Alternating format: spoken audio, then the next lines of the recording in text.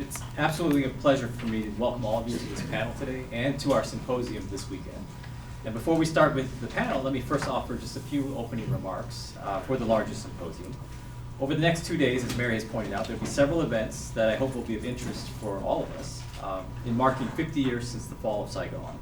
The larger theme, of course, deals with history and marginalized perspectives of Southeast Asia and its diasporas. And though our events will only transpire across 2 days, the programming actually entailed something like a year of planning and labor. And this has all come together through the efforts of many wonderful people, a very, very big team of people. And I want to thank some of these folks before we get started. I'd like to first thank members of the Critical Refugee Studies Collective, specifically Professors Yenlei Espiritu of UC San Diego and Ma Vang of UC Merced. Our team also included Professor Evan Lei Espiritu Gandhi of UCLA. Both of them are here from very far away to join us for this weekend.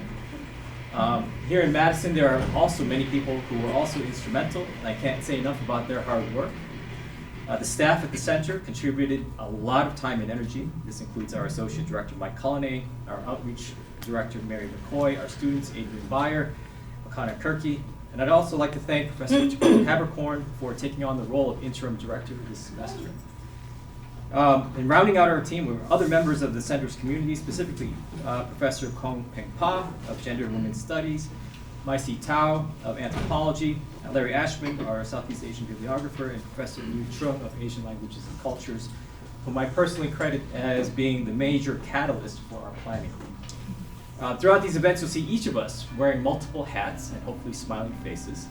But I also want to thank our sponsors, collaborators, and partners. And very briefly, on campus, the Asian American Studies program, the Department of Asian Languages and Cultures. Off campus, the Wisconsin Department of Public Instruction, World Language Programs, World Beyond War, and the Wisconsin Historical Society. Without this dream team, none of these events would have been possible. Now for the symposium, we are interested in notions of emergence and diaspora. And we take this opportunity to reflect on critical global events going back 50 years to April 1975, and even beyond into the early years of the Cold War. We are interested in the varied episodes of conflict that fomented chapters of massive displacement and migration. My parents and I lived through these events, having fled a collapsing country by helicopter off of a rooftop in Saigon on April 29, 1975. Our lives were forever changed in those pivotal moments. We joined the ranks of stateless refugees seeking a new life while recovering from the traumas of displacement. Both my father and mother also experienced displacement even earlier, respectively in 1950s Korea and Vietnam, as global superpowers cleaved countries in half, thus setting the stage for ensuing years of devastating civil war. This symposium gives all of us a chance to consider not only the forces that shaped histories and family lives, but also the legacies and the aftermath of war. There are many, many powerful stories of both survival and of flourish. I'm proud to note that many of us in this room are connected in some ways to these historical events, whether as veterans, displaced peoples, volunteers, witnesses, or as descendants of many of these groups. And beyond the aftermath of war, the later experiences of refugees need to be told and retold. They need to be centered, brought out of the margins of textbooks and into much sharper relief. My colleagues and I invite you to ponder more than the past. And throughout this weekend, we seek and encourage engagement with the present and the future to acknowledge how resilience has shaped subsequent generations of the diaspora. We wish to consider the ensuing lifeways and voices of that diaspora, illuminating for all communities in this country to contemplate and even to celebrate. Before we get into those conversations about present-day identities, we start with the past as prologue, and I'd like to now introduce our panel, which deals with the textured realities and lived experiences of refugees. The panel will begin with a very brief historical backdrop given by our own Mike Cullinane. Dr. Cullinane is the Associate Director for the Center of Southeast Asian Studies and a teaching faculty in the Department of History. He teaches introductory courses on the region, including Southeast Asian refugees of the Cold War. Larry Ashmun is Southeast Asian and Hmong Studies bibliographer on our campus. His specialization is Southeast Asia, with a particular focus on Thailand. He is a Fulbright Award recipient and is one of the pillars of our community on campus and further afield. Saengmany Labut is an independent scholar, program strategist, and advocate, community advocate with decades of experience in public history, community development, and civic engagement. He has expertise on migration history, U.S. resettlement, refugee resettlement policies, and experiences of immigrants and refugees. He has contributed to major oral history and archival projects, including the Lao Oral History Archive Project and the Lao American Archive Project. Yenlei Espiritu is Distinguished Professor of Ethnic Studies at UC San Diego. She has served as the president of the Association of Asian American Studies, as well as the vice president of the Pacific Sociological Association. She has extensive experience working with refugee and immigrant communities in San Diego. As an award-winning author, she has also published extensively on Asian American communities, critical immigration and refugee studies, and U.S. colonialism and wars in Asia. So, this is how we're going to be running the panel. Mike's going to give a backdrop for about 12 minutes, giving us a historical perspective. And this will be followed by 2 rounds of questions for our panel. The first round will be 6 minutes per response, and it's generally looking backward. I'll pose the questions to the panelists. Round 2 will follow same format, and then we'll have time hopefully for Q&A with the audience and for comments from the audience as well. So, without further ado, I'm going to ask Mike to come on up and give his presentation. Thank you.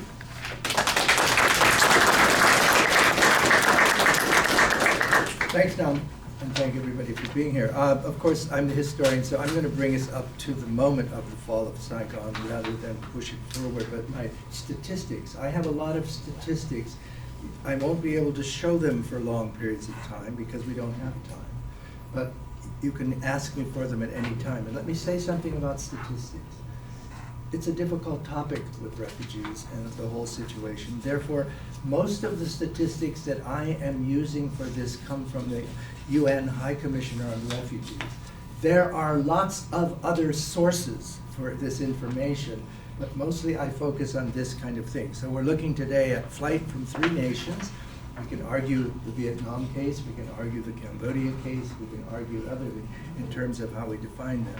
What we also know clearly is that 6 nations, as we look at the spread of this flight, 6 of them were countries of first asylum.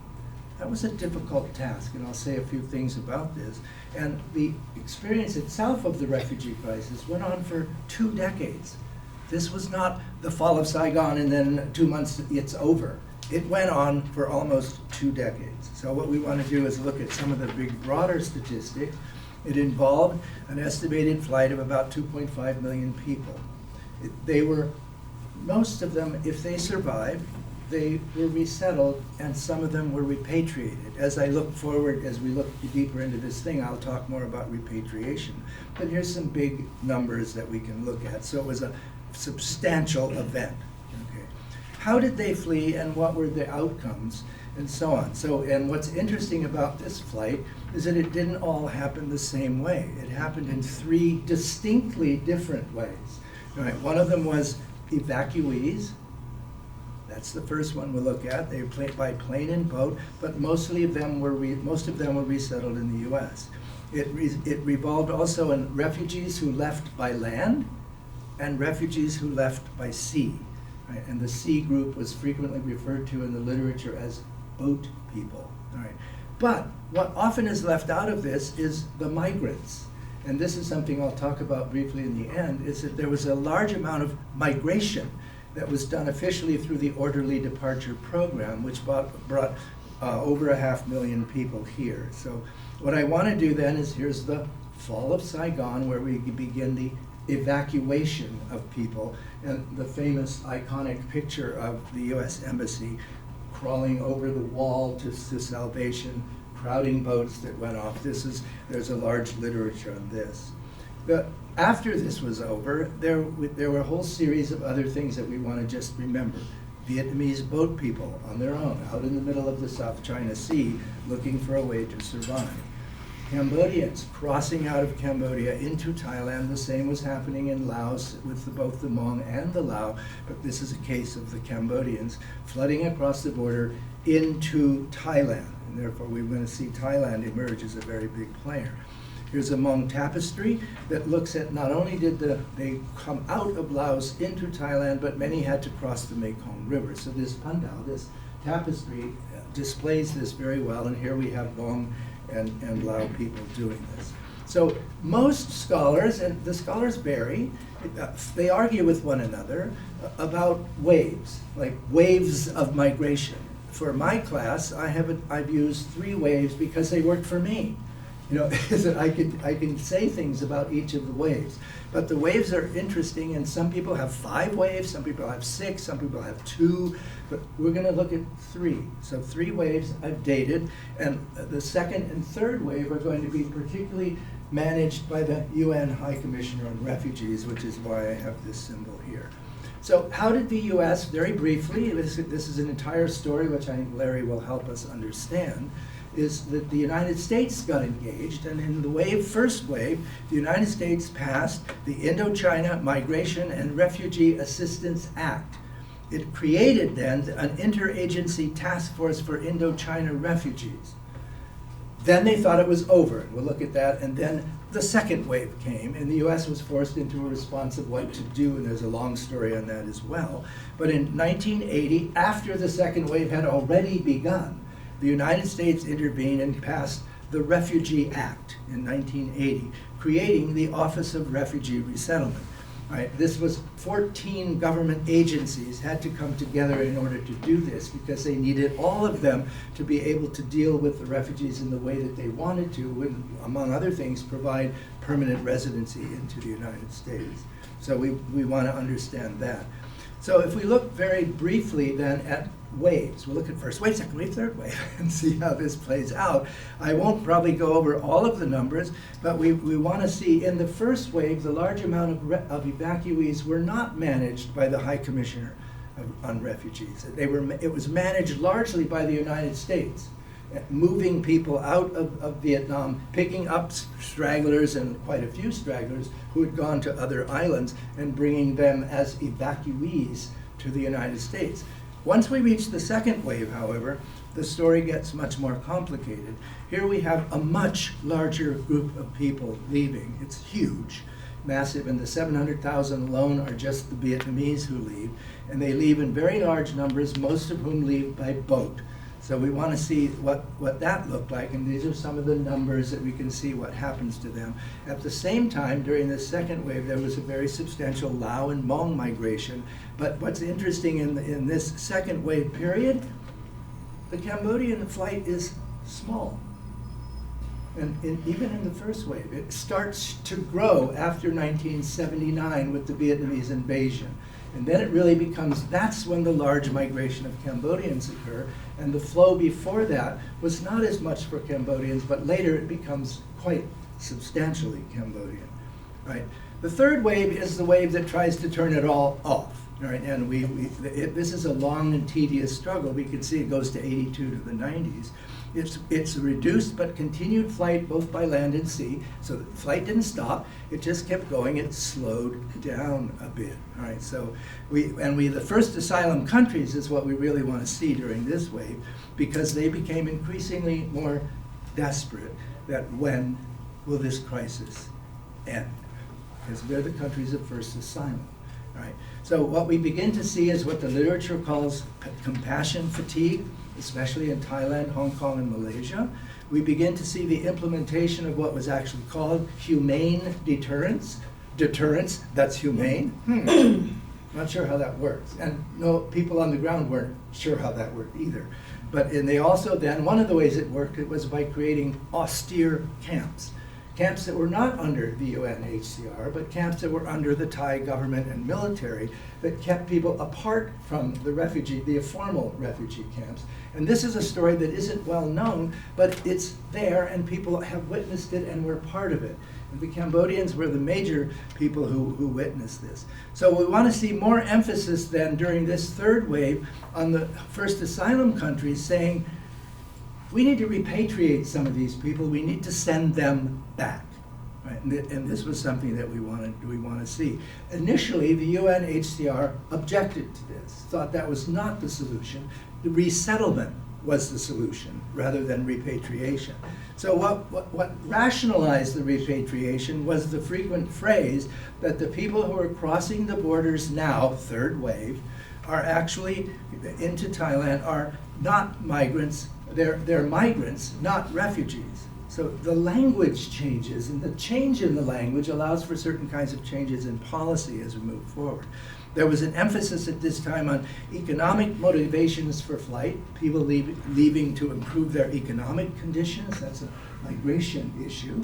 Right? Then the emphasis on family reunification for flight. In other words, people are leaving because relatives of theirs have left already and they want to reunite with them. That's a perfectly reasonable thing, and it's used in refugee stuff all the time. So if we look at the situation for Thailand, just very briefly, we can see that Thailand had a whole series of camps. Most of them UNHCR camps, but many of them not, that were moving around. And we look at the largest of these camps eventually becomes Ban Binai, which is a Hmong camp, where people live for many, many years at a time.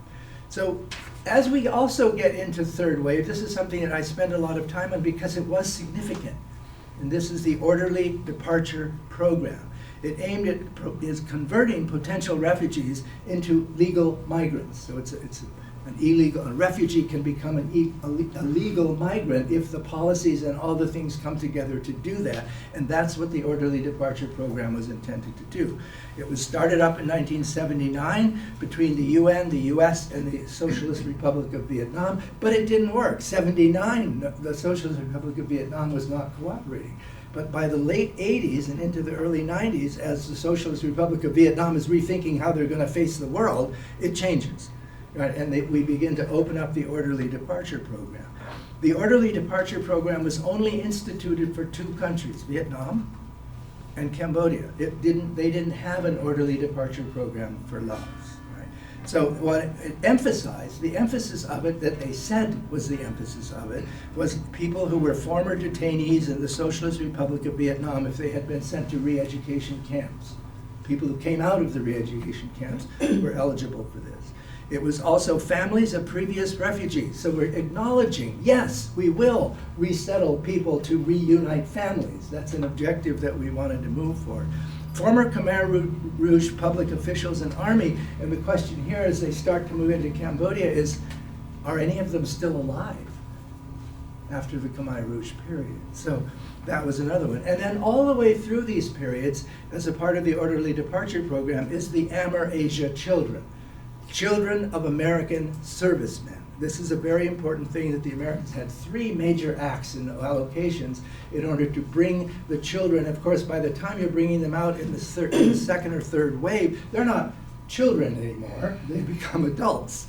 And therefore, we want to see that. But if we look at the Orderly Departure Program, it was quite significant. We'll show some numbers in a second. All right, so most of the refugees were resettled or repatriated or dead by the mid-1990s.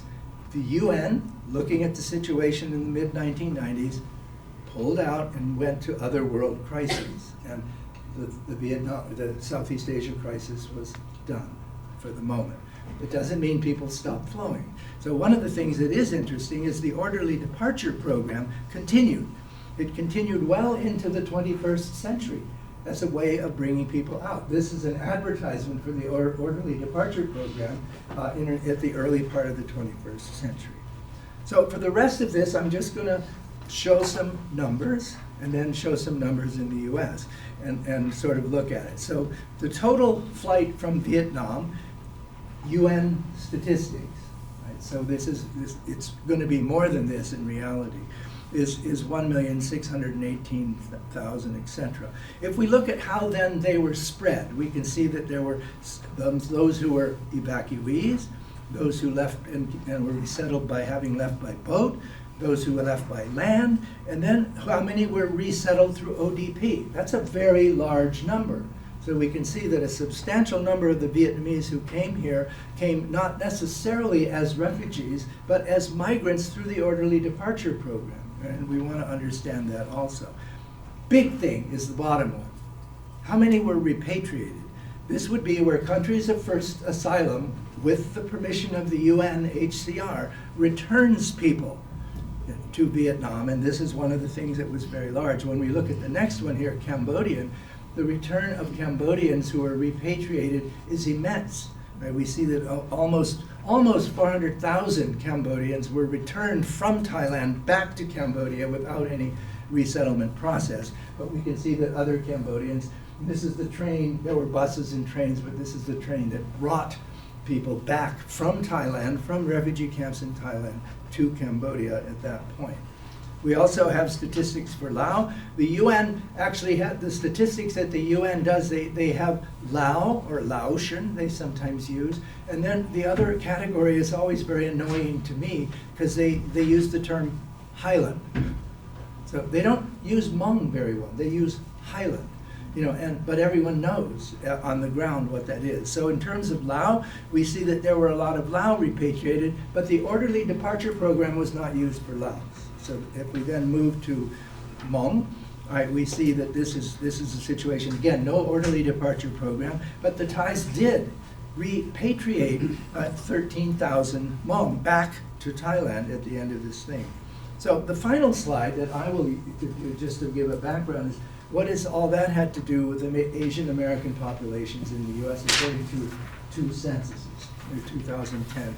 And these are the rough numbers in millions. So we see that our Southeast Asian refugees are in the bottom. Interesting things that people have pointed out is that the Hmong have surpassed the Lao in terms of numbers of people. And the census is crazy, right? So what this is, you can do Asian exclusive, and you get different numbers, or Asian mixed. And this is Asian mixed, right? So the numbers decline if you do Asian exclusive, and the census ran that way. And for, let's see, I think I'm done.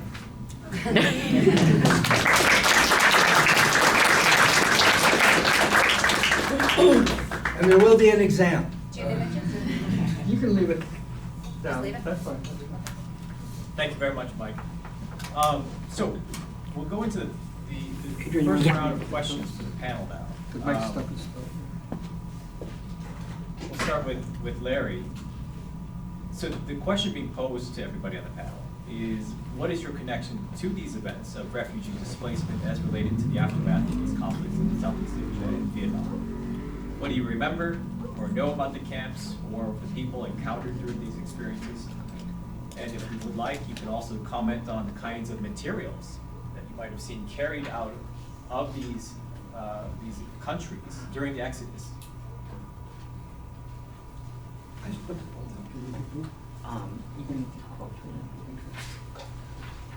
I made an intro. Okay. Nice to see everybody. I'm speaking because I actually was processing refugees as a result of that 1980s act in the months of April through August 1980, which was a very busy time to process refugees in Thailand.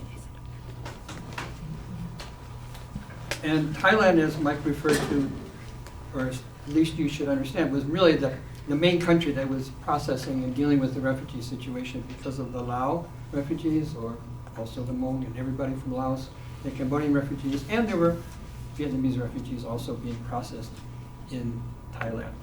At the peak, right after I started, the peak at the end of '79 and early '80 was roughly 300,000 refugees in the camps. That was a lot of people. What I wanted to talk about in part was how they called us actually screeners or pre-screeners, different terms. We had to look at these categories. These are the official categories. And so, bear with me. Category 1, immediate family in the United States. Okay? So when we were screening people, we had to note that if they had immediate family in the United States. Did they formerly work, with the U.S. government? Category 3, closely associated with U.S. programs, policies, including employees of pre-1975 Indo-Chinese governments and U.S. private agencies. Again, we had to note if appropriate, right? If none of those were appropriate, category 4, maybe distant relatives, or those not meeting any of the above, in order of, notice, time spent in camp. So some people may have been there already 2 years, and they're still stuck at the bottom, so to speak, right? Okay. If you look at this was actually from a document I have here. They were going to consider for fiscal year 1982. They were going to try to maybe modify the category system a bit and make it a 7-point priority system, but we're not going to talk about that right now. But the idea was more emphasis would be on the humanitarian, political prisoners, and other high-risk refugees. But my time was only in 1980, so I can't really speak to what might have happened in 1982. But I wanted to share a few anecdotes because I basically could speak Lao. So I had an interpreter. We all had interpreters to help us interview families. But at the same time, you know, I could ask questions too. But one of the things we had to do was we had to verify the family members. So, okay, mom, dad, kids, birthdays, please. Birthdays? We don't know. But we have to put something down on the documentation. So in some cases, 5 kids. Okay, let's start with January. One of them's born in January, one's born in February, one's, you know, we just had to put something down. And so people may have inaccurate birthdays, inaccurate ages, okay? Another thing was sometimes the documentation that they would bring to us to show, you know, they'd already had it prepared is very similar to what we saw somebody else. So oftentimes there was copying of the basic information because they thought the answers would be acceptable, right? They'd learned the process, so to speak. Another little one was, those of you who know Thai and Lao, the numbers are not exactly the same if they're written in actual Lao and Thai. So we would sometimes ask people, well, write the numbers that you know in Lao. If they came out all as Thai numbers, we'd say, I think they're from Isan, Northeast Thailand, they're not from Laos, okay? Another funny story is there were 2 young guys, you know, teenagers. Mom and dad were not there, so we began the process, but we said, can you get more information about your family, yourselves? And they said, okay, we'll try. Next day they came back and said, we called over to Laos. They called over to Laos and got the information and brought it back. These were refugees.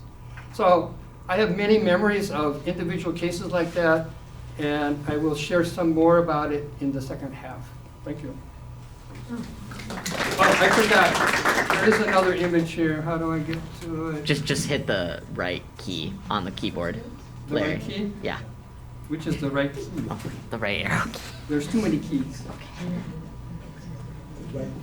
This one, I should mention, this is the actual process. So you enter the country of Thailand, all these steps, all these steps, all these steps, all these steps, all these steps, all these steps, and finally, you can leave. So there were a lot of steps, a lot of people involved. Thank you.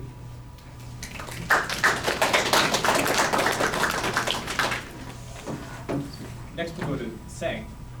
Same question, or set of questions. Yeah, thank you. Thanks for the invitation. I was just talking to Mike 20 years ago. I was an MBA student sitting here, and so I'm happy to be back here as a visitor as well. Thank you all for the invitation and organizing. I think family history, personal narrative is very episodic, right? It's hard to know where to start. I mean, personally, I consider myself a 1.5 generation Lao American. Came here very young. But where do I start? I mean, do I start with colonization by France, occupation of Japanese forces in Southeast Asia, the withdrawal of U.S. troops, the evacuation of strategic advisors from Laos and Cambodia, or do I start with like 2 kids living in adjacent village fell in love and started a family, my parents? But really, it's I can start with November of 1975. My eldest brother was born. My father was sent to seminar camp, re-education camp. My brother's nickname was Na after seminar. 6 years later, I was born December 2nd. December 2nd, 1975 was also the date that the Lao Revolutionary Party organized the Lao People's Democratic Republic. many years later, my father was in a weekend seminar now instead of long-term re-education. Found out that they were potential investigation on him for his role. And then during the war, working with US CIA advisors. So my parents devised a plan. I was 2 years old at the time. They devised a plan to relocate our family from Laos. Sold all of their rice ration to get enough money to hire folks with boats for us to escape. We took a different route, just so folks are, not be suspicious of our family leaving the village. My dad had a bike shop, asked his brother to open the bike shop so it would not be suspicious. When we got to the bank of the Mekong River, instead of 2 boats, there were only 1. I had my youngest sister was an infant, a couple months old. Mother carried her onto the boat. My father ushered us and went across the river, surprisingly during the early morning without any patrols, soldiers patrolling the river. Once we reached the other bank of the Mekong River in Thailand, the boat capsized. My youngest sister almost drowned. That was always like a memory, an image that my parents always told us when we were younger. Once in Thailand, we were considered undocumented immigrants. My father was in prison for 2 weeks. We were there, like in the detention center with them for 2 weeks. From there, we went to UNHCR refugee camp in Napol, in the Nakhon Phanom, Thailand. And I just remember that in refugee camps, as a young kid, I am surprised the memories that I developed, right, as a 2-year-old, 3-year-old. But also kind of questioning, are these memories my own memories, or are they memories created from stories that's being told, right? But that really stuck with me. Something that my parents also mentioned the day that we left Laos. My name was inscripted on the sandy shore of the Mekong River, Saengmany in Laos. I think for me, it's and for them, it's really to point out that I was there. I was there on the river. I was there in Laos. But as an adult, kind of reflecting, is that maybe that was a symbol for me that, like, I never left as a 1.5 generation. My interest has brought me to studying my people's history. It was not until college that I did my own research. I learned about American history. I learned about the 1986 Challenger explosion, right? And that was also the year that my family came to the U.S., 1986. After spending years in refugee camps, countless medical exams, years later I reviewed documents that we carried with us. The question was like what we carried with us, right? But also the question was like what we left behind. Like my name was left behind. We carry documents with us, and with those documents, I looked in. There was medical exams. There were X-rays, and this is similar to other refugee families as well, like ICM bags, right? That I was looking at my medical exam as malnourished child, 4-year-old, and it says malnourished child weighing 11 kilograms. By then I was 4, roughly about 24 pounds or something, right? And also within the exam, the X-ray was like the heart and lungs was within normal limits, signifying all the medical exam we had to go through as refugees. And that really took me years. Like after I left here, I continued to do my own research in refugee resettlement policies. It took me a long time to interview my parents. By that time, I was an ethnographer, interviewed so many people, but as a refugee child, I still don't know the answer why it took me that long to talk to my parents. I still don't know. I was asked, I was on a panel with Minnesota Public Radio a few weeks ago, and that question was asked, like, why did it take you so long? I don't have an answer. Maybe soon. But it was not only like many decades later that I finally went back to Laos for a second time. This time as a researcher, working with Lao Americans that have went back. Lao Americans that have went back. I also did some work in Cambodia on folks who were deported. Cambodian Americans who were deported back to Cambodia as well. But as I kind of embark back to Southeast Asia, to Laos, it was a sense of a homecoming of some sort. I left in the dead of winter in Minnesota, frigid cold, back to 80 degrees in Southeast Asia. But it really back to a land and a place of people that was so familiar to me, but yet so foreign, right?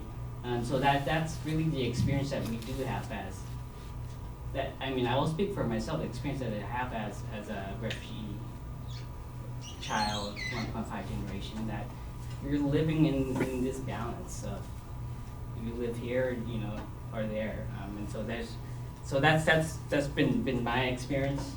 And I'll stop it there, and I'll have more to say in my part. So thank you.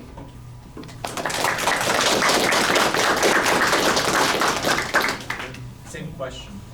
I just noticed we matched. I don't know the refugees on the panel. Yeah. Thank you so much. I want to preface my brief comments with two remarks. I think first, I'm really happy that this conference is happening because so much of what the ways in which people remember the Vietnam War is through a lens that privileges Vietnamese people, right? So even the Vietnam War or Fall of Saigon privilege what happened in that region, when in fact the war in Vietnam was never confined to Vietnam, but also to Laos and Cambodia. So my